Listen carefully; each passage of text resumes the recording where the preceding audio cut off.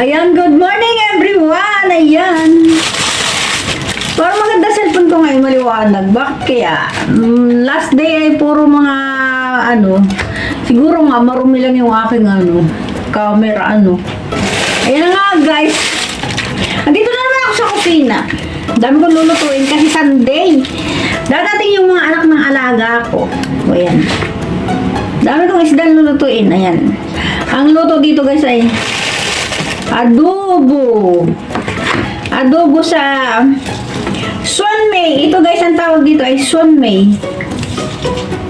Sunmay, yung dahon ng bawang, ang tawag nila ay Sunmay. Swan, kasi ang bawang ay swan. So, ang tawag dito sa doon sa dahon ng bawang ay Sunmay. O diba, may natutunan ka na naman Tapos itong isda. Ang tawag sa isda ay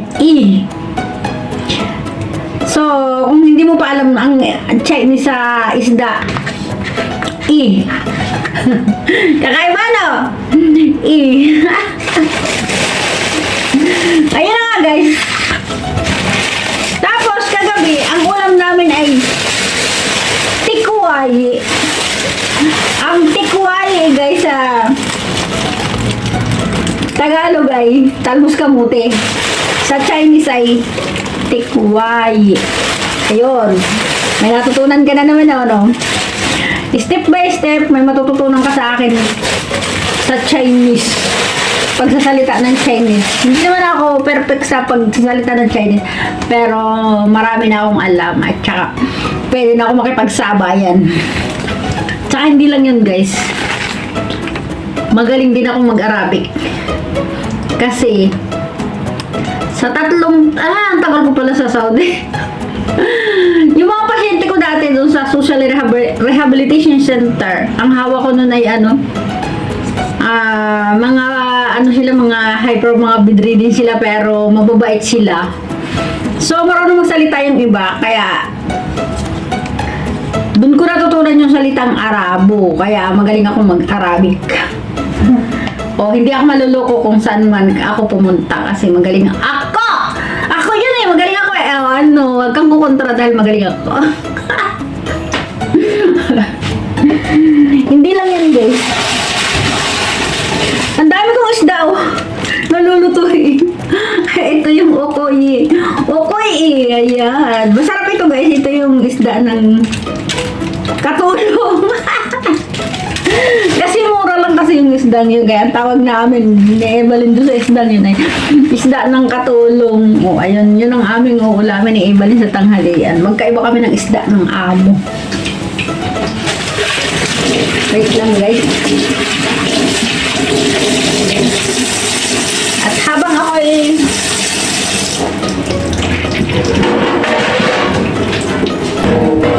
ako'y nagdadaldal sa inyo, ako muna ay maghihimay ng talbos kamote. Biro mo naman talbos kamote na naman ang aming pagkain. Yung pala yun. Kaya pa nagtaka ako, bakit ang dilim-dilim ng camera ko? Yung pala dun sa marumi yung harap ng ko, kaya pala madilim. Ayan, now I know na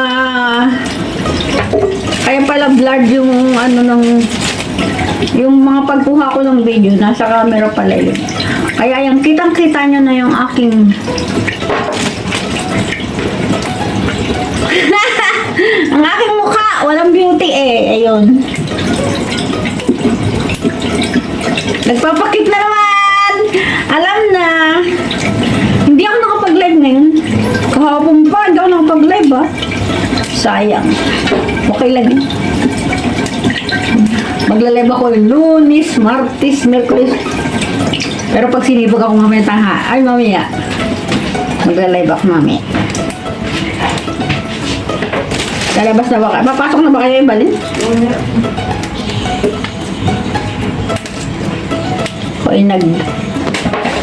Hindi nag-live, kaya ang ginagawa ko dito ako sa kusina, nagbi-video. Para naman may kapaki-pakinabang ang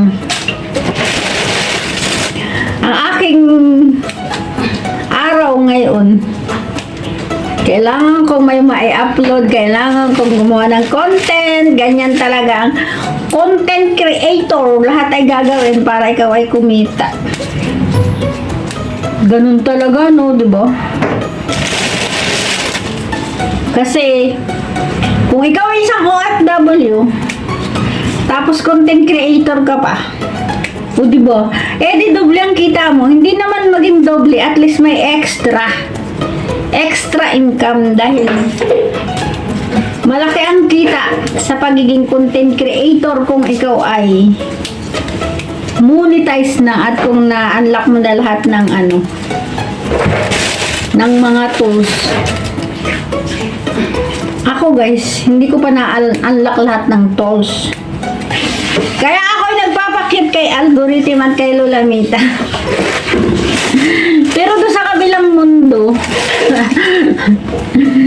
sa YT world, ayun, successful na ako doon at talaga namang may sweldo na ako palagi.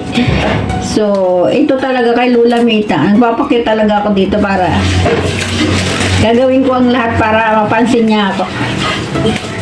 Sasayawan ko pa nga yan eh. At alam nyo ba guys, pansin nyo ba, lalo na doon sa mga sa mga monetize na. Pag monetize na kayo, tapos magaganda yung content nyo, kahit hindi kayo mag-upload, tuloy-tuloy ang kita nyo kasi yung mga nag-views ng mga dating mga mga videos mo, may lumalabas ng mga ads, ayun, kaya tuloy-tuloy talaga yung kita mo. Kaya naniniwala na ako doon sa mga successful na mga vlogger, kaya tuloy-tuloy silang kumikita ng mga milyon kasi yung mga nauna nilang mga pagbablog, yung mga sumikat sila doon, tuloy-tuloy na ibinubyos ng mga tao. Kaya tuloy-tuloy yung sweldo nila. Galing no? Yung iba kasi kahit hindi na nagpo-post pag na, tuloy-tuloy talaga yung kita nila. Yun ang gusto kong mangyari. Ganto naman sa ganun din sa kabilang mundo, doon sa kabila, doon sa sa isang mundo kong ginagalawan. Makikita mo na lang, doon sa revenue mo, utay-utay tumataas. Kahit na kahit wala kang upload. Dito kay kay Lulu YT, kahit wala kang upload dyan. Araw-araw. Basta yung mga nauna mong upload ay mga kapakipakinabang at karapat dapat nilang panoorin. Tuloy-tuloy talaga ang kita mo dyan, guys. Ba't pares ang kulay ng damit natin, Evelyn? Hala! Pares ang kulay ng nakigaya ka, tapos may ganun-ganun ka pa rin. Tiger ka pa rin. Kahapon pa ito sa akin. Ikaw nakigaya. Shoutout mo na sa ating high vlog. Mag-shoutout ka muna sa vlog. Hi vlog. Ikaw talaga natin. Mag-isa lang doon. Bilisan mo na, ako na magpapatay niya. Bilisan mo na. Baka yung ating alaga doon sa labas ay tumalon-talon na ilagot ka.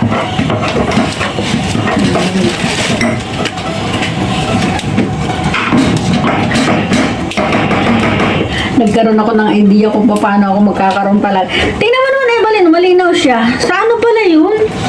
Sa camera ko pala. Na manatatabunan ng dumi yung camera, yung lens. Kaya madilim. Ito, nilinis ko muna bago ako nag-start. Linis din kasi ng cellphone.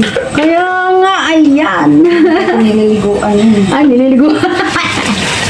At hindi nang alam ni Evelyn. Liguan ko na yung cellphone ko para gumandang malinaw. Kala tuloy ng iba, bakit madilim? Akala siguro nila, nilalagyan ko ng kung ano-ano. Wala naman ako nilalagay. Talaga lang ako na madilim. Pero madilim talaga dito sa kusina, guys. Kasi yung ilaw namin, hindi siya maganda. So, ayan lang, guys. Maraming salamat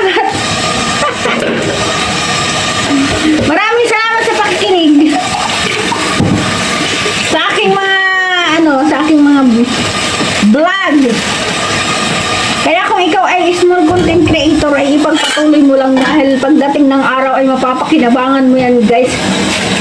Alam nyo, guys, mas maganda ngayon, mag-vlog ka. Kasama yung pamilya mo, ang saya-saya lang. Pag kasama yung pamilya mo, madaming views. Tsaka maganda talaga pag nag-content ka. Kung wala ka din lang mga kasama, ay di sama mo yung pamilya mo para igawain yung content yung pamilya nyo. Di ba, mas maganda nga yung tingnan mo yung sikat na sikat si Boy Tapang na idol ko talaga yun.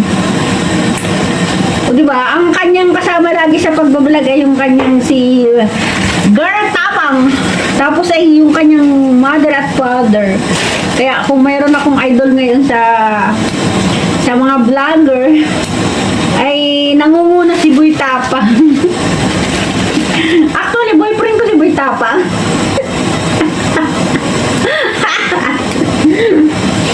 Hindi nyo na itanong, guys. Kaya yun ay ko si Boy Tapang. Kaya napagkutuunan ko ng pansin, shout out kay Boy Tapang. Kamukha siya nung namatay nung nawalang asawa ko. Nung pumanaw ng asawa kong maagap akong iniwan.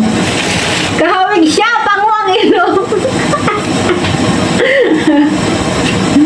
Pango ang ilong. Kaya ayun, sabi ko parang hawig talaga ito. Pero, gano'n pala pag pala yung asawa mo ay pango ang ilong, tapos maganda ang ilong mo, yung mataang ang ilong mo, hindi pala yung anak mo, hindi lahat magmamana sa mataang ang ilong, may lalabas at may lalabas na pango ang ilong. Kaya yung anak ko, tatlo kasi yun ako, hindi niyo tatanong.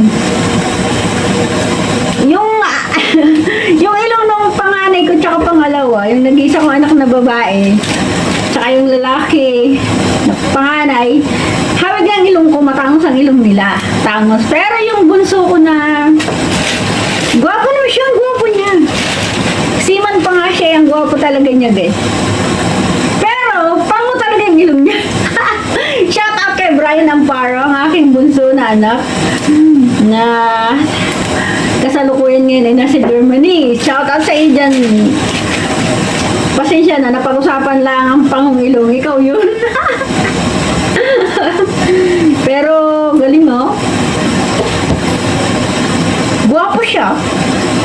Yung kasi, binabagay kasi sa mukha ng tao yun, yung ilong at saka, basta, kung anong meron na ibinigay ka ng Diyos sa'yo, binagay na yun sa sarili mo. Binabagay talaga yun. O, naniniwala ba kayo? At dahil dyan, tapos na yung aking video. Maraming salamat sa nanood.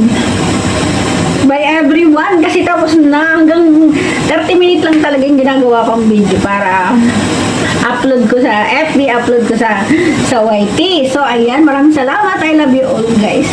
Bye!